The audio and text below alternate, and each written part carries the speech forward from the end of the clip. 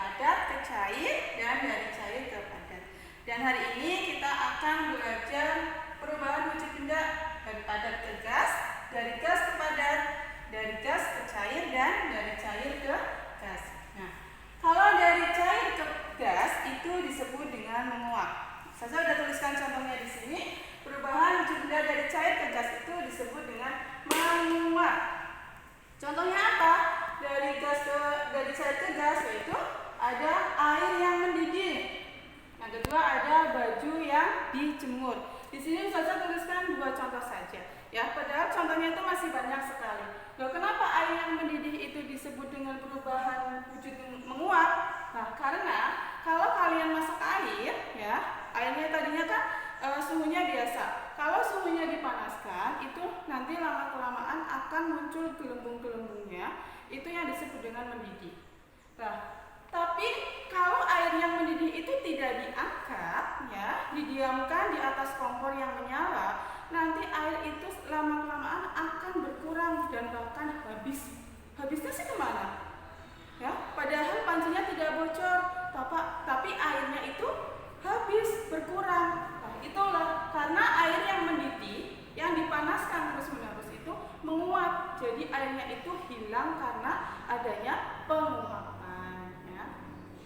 Yang kedua ada baju yang dijemur. Baju yang dijemur, ya, tadinya kamu cuci baju, posisinya kan masih basah ya. Setelah bajunya dijemur, terkena sinar matahari itu nanti akan mengalami penguapan dan lama-kelamaan bajunya itu akan menjadi kering. Oh iya, sini saya punya contohnya nih. Ya, ada contoh menguap. Di sini ada air yang mendidih. Sini ada proses baju yang sedang dijemur. Yang kedua ada proses perubahan wujud benda dari gas ke cair yang disebut dengan mengembun. Ya. Contohnya apa? Yang pertama adalah air pada daun di pagi hari. Yang kedua ada air pada gelas es. Air pada daun di pagi hari, coba kalian cek ya. Kalau pagi-pagi kalian bangun tidur, subuh-subuh kalian keluar rumah, kalau yang di luar ada bunga-bunga atau pohon-pohon apa aja di luar, kalian cek di daunnya itu ada airnya enggak? Ya, kalian nanti cek. Nah, pasti di atas daun-daun itu ada air-airnya. Itulah yang dinamakan dengan mengembun. Ya. Yang kedua ada air pada gelas es. Nah, misalkan kalian minum es, ya, ditaruh esnya itu taruh dalam gelas. Kalian minum es teh, ada es batunya, lama-kelamaan gelas itu akan berair kan, yang di luarnya tadinya kan tidak. Nah, lama-kelamaan ada airnya. Nah, itulah yang disebut dengan mengembun. Ini contohnya. Nah, saya punya contohnya. Di sini ada daun yang ada airnya nih, mengembun ya di pagi hari. Yang sini ada gelas yang diisi dengan air es atau es batu. Nah, di sini ada contoh lain yaitu kaca mobil. Ya, biasanya kalau hujan itu hujan di luar itu airnya di dalam mobil itu kacanya akan mengembun. Yang ketiga ada perubahan wujud dari padat ke gas yang disebut dengan menyublim. Contohnya yaitu ada kapur barus. Yang kedua adalah es kering. Kapur barus. Nah, kapur barus itu biasanya digunakan di lemari, di toilet ya, biar tidak bau. Kapur barus kenapa itu disebut dengan penyubliman? Nah, karena dari benda padat ya, kapur barusnya lama-kelamaan itu nanti akan menjadi kecil atau habis ya. Yang kedua ada es kering. Es kering itu apa? Es kering itu yaitu terbuat dari karbon dioksida yang dipadatkan ya. Es kering itu kalau dikasih air nanti akan keluar asapnya. Nah, kalian biasanya lihat di panggung-panggung ya. Di panggung biasanya ada asap yang banyak itu dari es kering yang dikasih dengan air.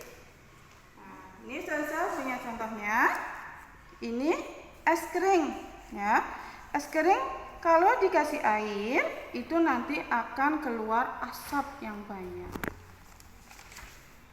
Yang keempat, ada perubahan dari gas ke padat atau yang disebut dengan mengkristal. Contohnya ada salju dan yang kedua ada garam. Nah, salju ini yaitu perubahan dari gas ke padat, tadinya di udara yang terkena dengan angin atau titik-titik angin itu nanti akan berubah menjadi salju ya, butiran-butiran salju. Yang kedua ada garam. Nah, garam itu kan dibuat dari air laut ya, di air laut. Airnya itu dikumpulin dalam satu bak ya, nanti dipanaskan. Nah, nanti akan menguap. Setelah itu nanti akan berubah menjadi padat butiran-butiran garam itu yang putih itu. Jadi perubahan dari gas ke padat itu disebut dengan mengkristal. Ini contohnya. Nanti kalian bisa catat. Oh ya, saya juga punya gambarnya, Pak. Saya punya gambarnya. Di sini ada ini contoh dari salju. Bentuknya bagus ya, putih. Di sini juga ada contoh dari pembuatan garam ya. Nah, nanti kalian bisa catat materinya. Kalau belum paham, kalian bisa ulangi lagi. Yang penting kalian catat biar nanti kalau ada soal kalian juga bisa menjawab. Nah, setelah kalian pelajari perubahan uji kuliah, sekarang kita masuk ke materi PKN yaitu peran di sekolah. Nah, di sekolah itu ada beberapa orang yang mempunyai peran itu berbeda-beda.